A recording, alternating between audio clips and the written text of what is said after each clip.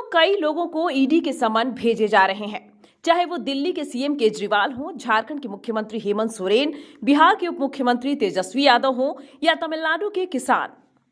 कई नेताओं ने ईडी के समन की कई बार अवहेलना भी की है। अब हर बार समन शब्द सामने तो आ रहा है, लेकिन क्या आपको पता है कि इसका मतलब क्या होता है? वहीं समन की अवहेलना करने पर क्या होता है? यदि नहीं तो चलिए आज जानते हैं। चलिए पहले आपको बताते हैं कि क्या होता है समन। दंड प्रक्रिया संहिता 1973 की धारा 61 से लेकर 70 तक में इसे लेकर तमाम प्रावधान हैं, जिसमें समन को जारी किए जाने से लेकर उसे तामील किए जाने तक के तमाम प्रावधान शामिल हैं।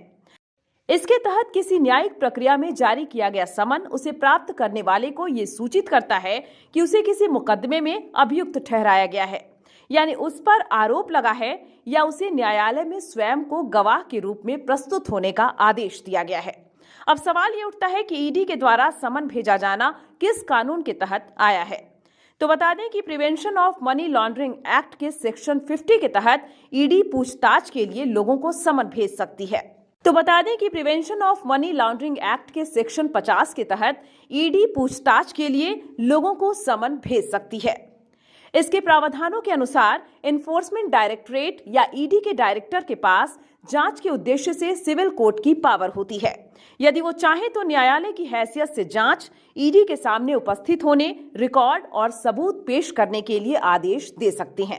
अब आपको बताते हैं कि ईडी के किस अधिकारी के पास होते हैं समन जारी करने के अधिकार। ईडी के director, additional director, joint director, deputy director या असिस्टेंट डायरेक्टर के पास यह अधिकार है कि वो जांच के लिए जरूरी पाए जाने पर किसी को भी समन भेज सकते हैं और उनसे सबूत की मांग कर सकते हैं। इस एक्ट के तहत समन किए हुए लोगों को ईडी के सामने पेश होना अनिवार्य होता है। और अब अंत में आपको बताते हैं कि समन की अवहेलना करने पर क्या है नियम। मुख्यमंत्री हेमंत सोरेन, उप मुख्यमंत्री तेजस्वी यादव कई बार ईडी के समन की अवहेलना कर चुके हैं। तो अब सवाल ये खड़ा होता है कि समन की अवहेलना करने पर क्या नियम है।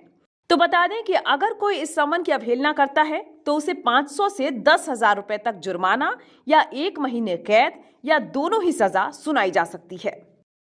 अब आप ये सोच रहे होंगे कि क्या केजरीवाल, तेजस्वी यादव या हेमंत सोरेन को ईडी गिरफ्तार कर सकती है। तो बता दें इसका जवाब इतना सीधा नहीं है। किसी को गिरफ्तार करने के लिए ईडी के पास 2 रास्ते होते हैं। पहला ये कि वो समन की अवहेलना करने पर आईपीसी के सेक्शन 174 के तहत एक नया केस दायर करे, उस पर सुनवाई होगी और यदि कोर्ट संबंधित व्यक्ति को दोषी मानता है तो उसे 1 महीने के कारावास की सजा सुनाई जा सकती है। हालांकि अपने 60 साल के अधिक के इतिहास में ईडी ने इस रास्ते को अपनाकर किसी को गिरफ्तार नहीं किया है।